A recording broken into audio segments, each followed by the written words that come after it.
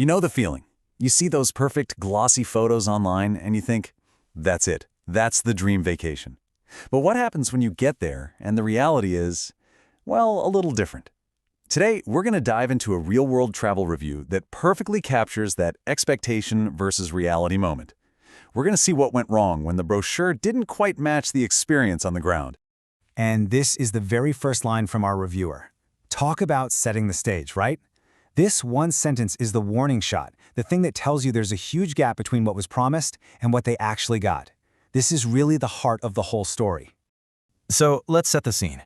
Our reviewer books what they believe is a premium, all-inclusive resort. You know, the perfect spot for a couple to just kick back and relax. This was the dream, this was the promise they bought into online.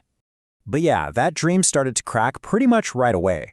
See, they could have booked an adults-only resort, but they figured, hey, how bad could it be?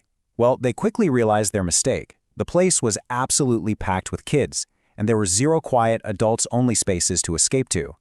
And that's a huge takeaway right there. The whole vibe of the resort, who it was really for, just wasn't clear when they were booking.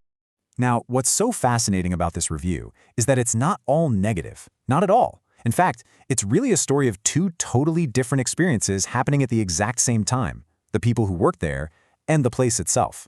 And you can see that contrast laid out perfectly here. On the one hand, the staff, amazing. About 90% of them were super friendly, really helpful. They even got shout-outs for Candy, Kevin, and Emmanuel. And hey, the open bar policy was honored, which is always a plus. But on the other hand, the actual physical property was a huge letdown. It was run down, needed basic repairs everywhere, and it just wasn't worth that premium price tag. It really felt like the owners just didn't want to invest in upkeep. Let's look at a perfect example of what that lack of upkeep looked like. The bathroom sink drain stuck closed, so they call maintenance. But the solution wasn't, well, a solution. They were told there were no parts to fix it. And then they were literally shown how to reach under the sink and pop the drain open themselves. It wasn't a repair. It was a DIY lesson. Oh, and it didn't stop there. The light on the ceiling fan wouldn't turn off unless you turned off the whole fan. The fix for that? They just came and unscrewed the light bulb. Then there was the toilet, which just ran and ran and ran for the entire trip. And for every single one of these problems, the excuse was exactly the same. We don't have the parts. This wasn't a surprise issue. This was a pattern of just not fixing things. And this sarcastic comment from the reviewer about the toilet really just says it all, doesn't it?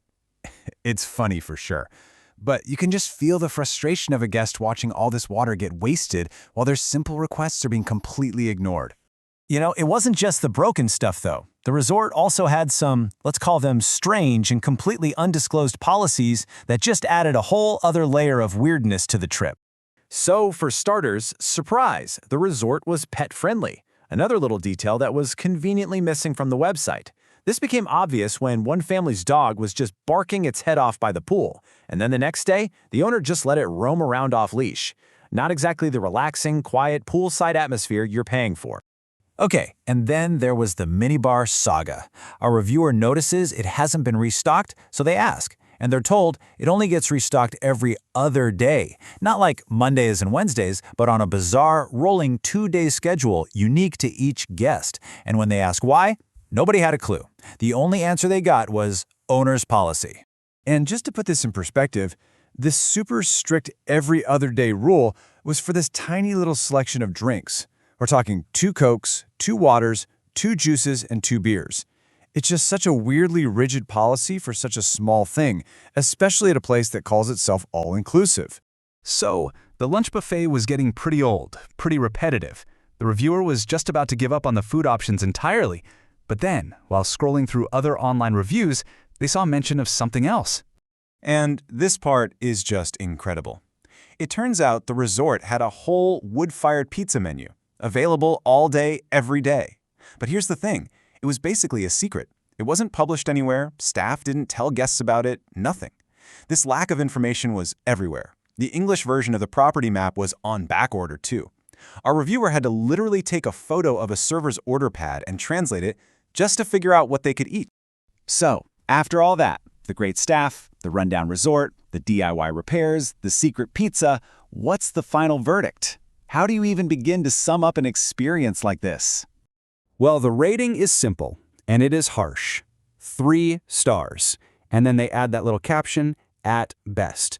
There's no wiggle room there. Even though they paid a premium price, the reality just didn't come close. So the final takeaway is really all about expectations. The reviewer basically says, look, this place could work for a very specific person.